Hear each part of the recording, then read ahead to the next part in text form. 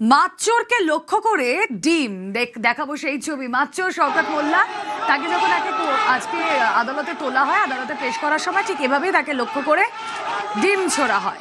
চোর চোর স্লোগান ওঠে।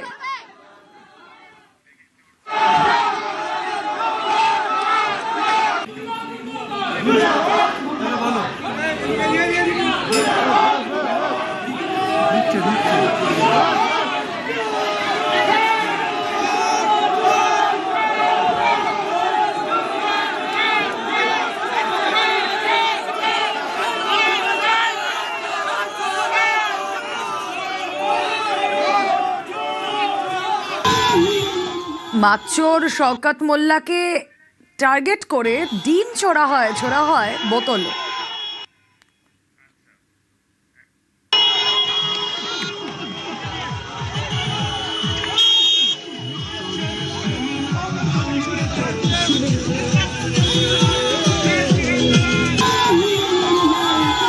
এবং শওকতকে আদালতে যখন পেশ করা হয় সেই ছবিগুলো আপনাদেরকে দেখাচ্ছি। আপনাদের জানিয়ে রাখি যে প্রাক্তন তৃণমূল বিধায়কের ফাঁসির দাবিও তুলেছেন স্থানীয়রা। অনুপ রয়েছেন সঙ্গে। অনুপ, শওকত মোল্লাকে যখন আদালতে পেশ করা হয় তার আগে যখন এনআইএ দপ্তর থেকে বের করা হচ্ছিল তাকে লক্ষ্য করে যেমন ডিম ছোড়া হয়, পাশাপাশি চোর চোর মাতচোর স্লোগান দেওয়া হয়।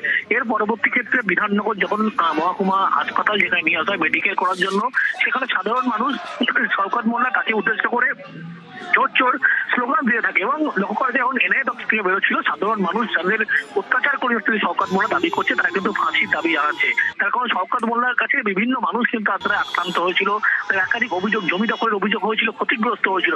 ক্যানিং পূর্ব এবং ভাঙড় বিধানসভা এই দুটি ক্ষেত্রে মানুষজন তার ফাঁসির দাবি এবং তার শাস্তির দাবি জানাচ্ছিল।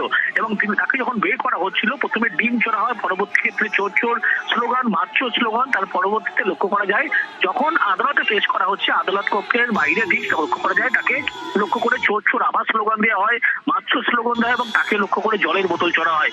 এবং সকাল থেকে যে চিত্র লক্ষ্য করা গেল, সকাল থেকে যারা ডিজে বাজিয়ে আইএসএফ কর্মী তারা কিন্তু শওকত মোল্লা যে গ্রেপ্তার সেই গ্রেপ্তারে হওয়াতে তুলে নিয়ে আমাকে মেরেছে, 2600 মেরেছে আমাকে।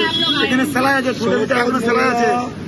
এই মাথায় এখানে আমার ঘর বাড়ি ভাঙচুর করেছে, সিসি ক্যামেরা ভাঙচুর করেছে। কারা মারধর করেছে? শওকত মোল্লার ডান হাত হোসেন শেখ শওকত মোল্লার নেতৃত্বে মারধর করেছে আমাকে। থানায় কমপ্লেন নিয়েছিল? না, থানা কমপ্লেন নেয়নি সেই সময়। বাড়ি থেকে বেরোতে পারতাম না ভয়েতে। একদিনে 55 লক্ষ টাকা লুট করেছে। একদিনে আমার বিল্ডার্সের দোকান আছে, আমার ব্যবসা আছে, আমার ব্যবসা থেকে লুট করেছে একদিনে ওই হারবাদ বাহিনী। কোর্টের কাছে আমাদের প্রেয়ার থাকে যে 14 দিন তাকে পুলিশ কাস্টাডি দেওয়ার জন্য, যেহেতু তার কতটা এই কেসের সাথে তিনি যুক্ত আছেন সেটাকে আমাদেরকে ইনভেস্টিগেশন করার সুযোগ দেওয়া হোক। সবে ইনভেস্টিগেশন শওকত মোল্লার এগেন্সটে শুরু হয়েছে। ওনার যা ইনভলভমেন্ট আছে যদি কিছু থাকে সেগুলো আমরা পরপর কেস ডায়েরির মধ্যে থাকবে এবং তারপরে কোর্টে সেটা আমরা প্লেস করব।